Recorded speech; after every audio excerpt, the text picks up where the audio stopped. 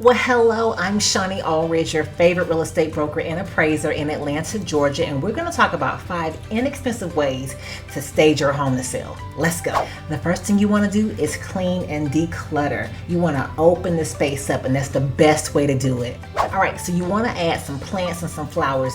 It gives the house a feeling of being alive. It gives it a fresh pop of color, and it's super inexpensive.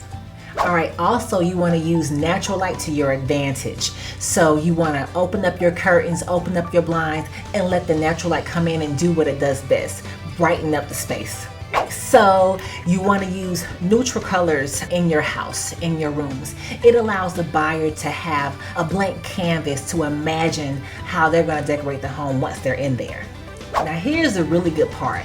You can use the furniture that's already in your home, but you want to be very strategic on how it's situated, because when the home flows well, it allows that particular buyer to be able to imagine themselves in there. And they're not getting caught up in like, why is this right here? This is in a way, this doesn't make sense.